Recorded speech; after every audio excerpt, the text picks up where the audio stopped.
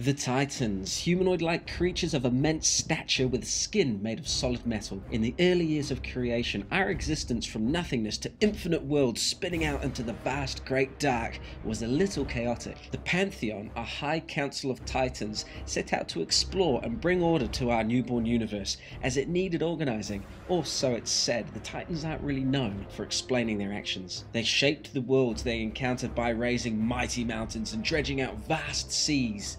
They breathed skies and raging atmospheres into being. They empowered primitive races to tend to their works and maintain the integrity of their respective worlds. The Pantheon were ever vigilant against the threat of the vile extra-dimensional entities of the twisting Nether, an ethereal dimension of chaotic magics that connected the myriad of worlds of our universe. The twisting Nether is home to an infinite number of demonic beings who seek only to destroy life and devour the energies of the living universe. Where the Titans shaped worlds, the demonic entities of the twisting Nether would follow, bringing chaos to an ordered existence. The Pantheon decided it needed a champion to defend against the twisting Nether and its agents.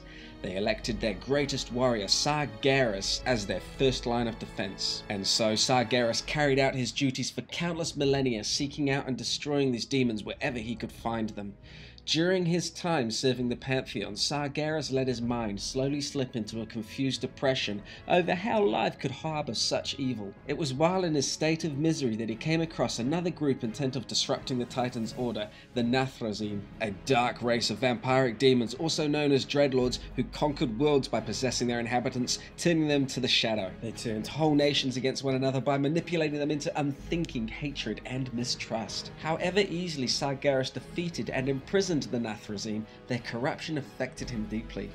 As his depression overwhelmed him, Sargeras lost all faith, not only in his mission, but in the Titans' vision of an ordered universe. How could order sustain with such chaos working against it? He was convinced it was folly. Chaos and depravity were the only absolutes within the dark, lonely universe. The Titans tried to convince him otherwise and calm his raging emotions, but it was too late. Sargeras departed the Pantheon to find his own place in the universe. Slowly his mind fell to madness, and the last vestiges of his valiant spirit departed him. He believed the Titans themselves were responsible for creation's failure. He decided it was now down to him to undo their works throughout the universe, and so he resolved to form an unstoppable army that would set the physical universe aflame. Even Sargeras' body became a representation of the corruption that had sunk into his mind, setting his eyes, hair and beard to fire, and his metallic bronze skin to split open, revealing an endless furnace of blistering hate. Sargeras opened the prison he had locked up the Nathrezim in, and in turn the Dreadlords bowed before his dark, vast rage and offered to serve him. Though the numbers would greatly aid Sargeras in his cause, he needed leaders to help him undo this universe. On his travels, Sargeras encountered a species of supremely talented magic wielders on the planet of Argus called the Eredar. Having been impressed by these beings of great intellect, he contacted their three leaders, kil'jaeden, Archimonde and Velen, offering them a deal.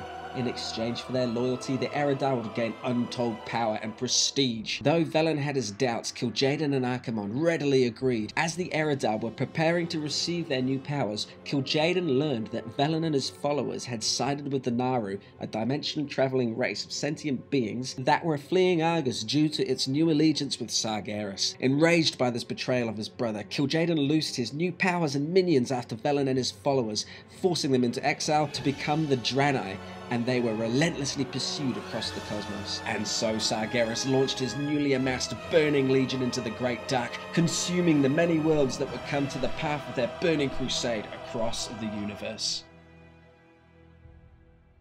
That story was actually quite difficult to tell because there are two accounts of the Eredar, first of them being extremely demonic beings that Sargeras came across, and later he releases their leaders to be his lieutenants. But the retconned version, which is the version that I tell, is where they were actually corrupted by Sargeras after he turns evil, and they were originally a peaceful race. If you enjoyed the video, make sure to give me a thumbs up, it really does help, guys. Don't forget to subscribe. My name is Arcanate, and I'll see you next week.